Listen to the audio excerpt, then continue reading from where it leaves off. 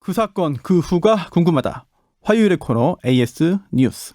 오늘 나눌 이야기 음성으로 먼저 듣겠습니다.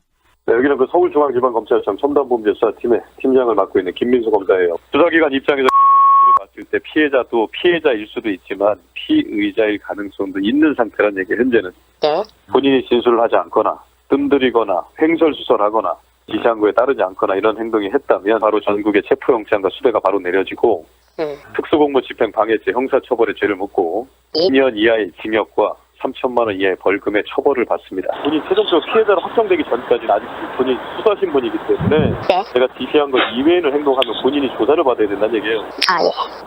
11시간 동안 그 사기단이 아드님한테 말하자면 세뇌를 했던 것이죠. 네. 그래서 정말 열심히 도와줬는데 네.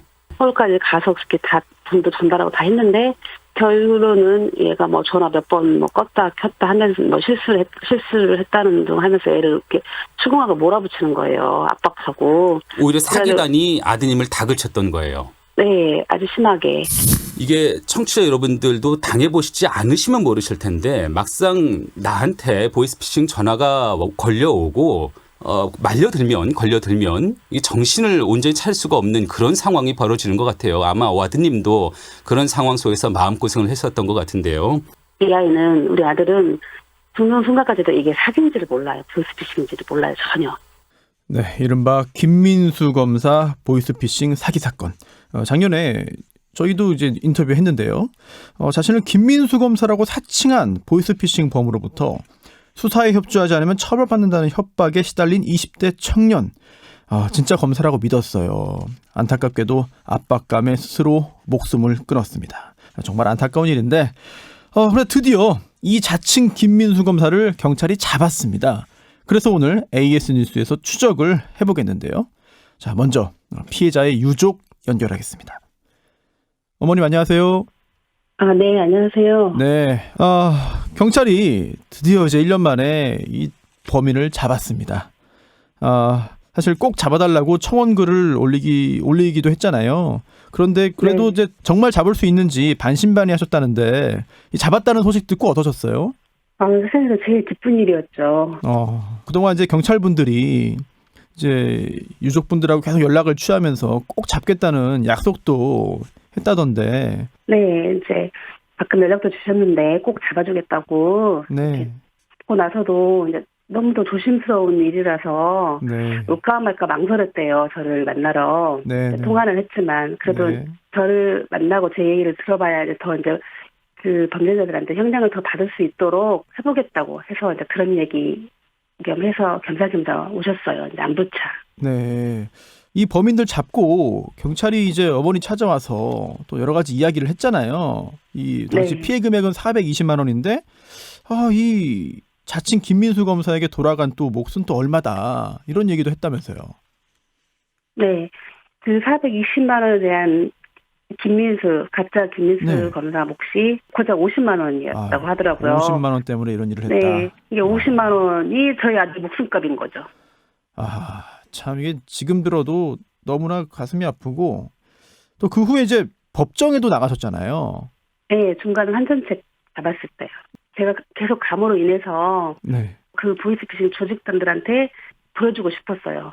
끝까지 갈 수 있다는 거. 피해자들이 가만히 있는 게 아니고 끝까지 가서 다 잡을 수 있다는 그런 신념을 좀 가지고 갔기 때문에 좋은 결과가 있었던 것 같아요. 참 이런 일을 하는 사람들에 대한 엄벌이 정말 이어져야 된다. 엄벌이 있어야 된다라는 생각을 할 수밖에 없는데 이 보이스피싱 피해를 입은 분들에게 또 한 말씀 좀 해주시죠.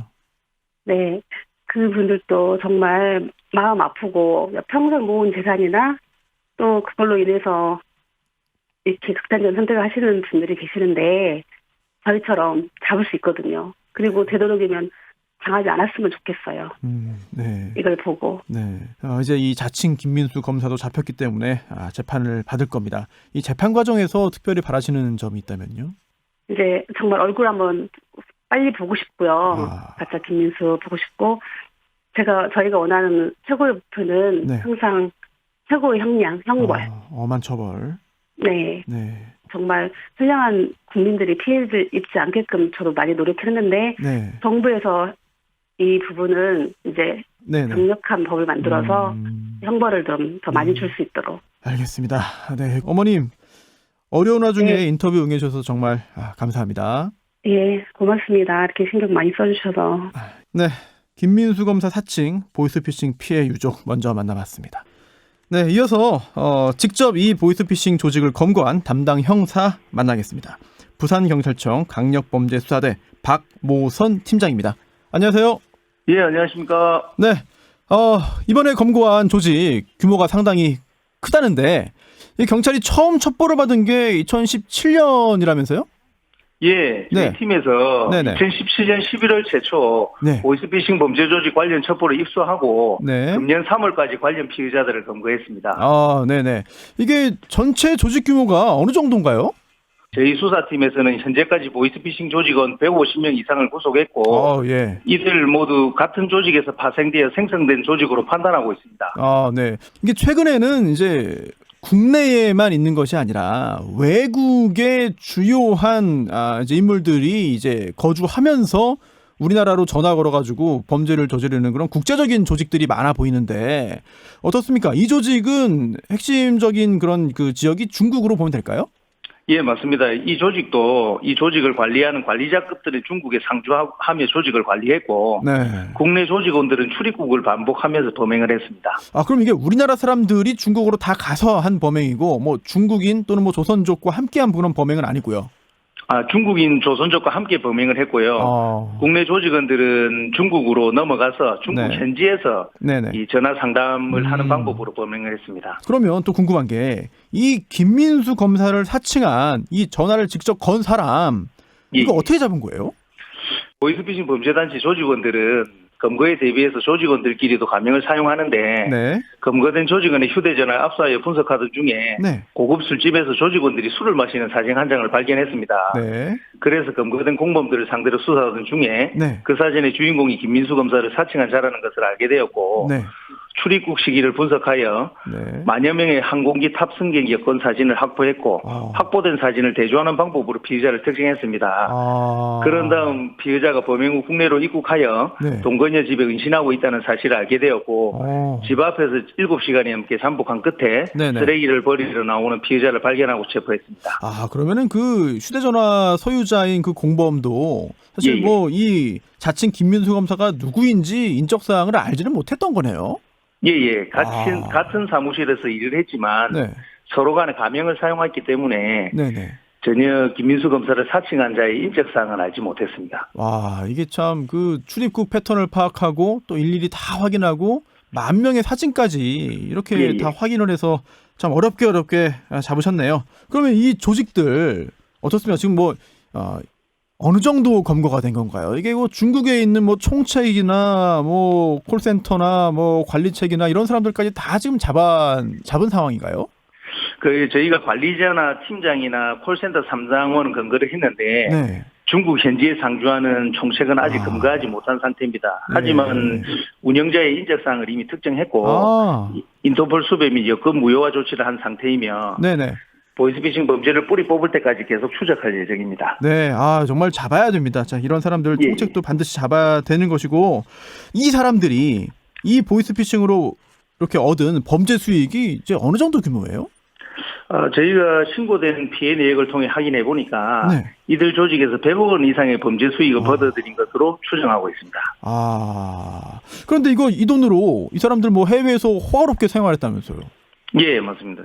벌어들인 돈으로 네. 중국에서 명품 쇼핑을 하거나 고급 술집에서 술을 마시는 등 호화 생활을 한 것으로 확인되어 있습니다. 이 자칭 김민수 검사, 조금 전에 이제 목소리를 다시 들어봐도 이게 사람들이 속을 수 있어요, 정말. 그런데 이 자칭 김민수 검사 한 사람이 저지른 이 범행이 어느 정도 규모인가, 또 피해 금액이 얼마인가, 이거 궁금한데요. 저희가 확인된 바로는 김민수 검사 사칭범은 약 1년간 범행을 한 것으로 확인되는데 네.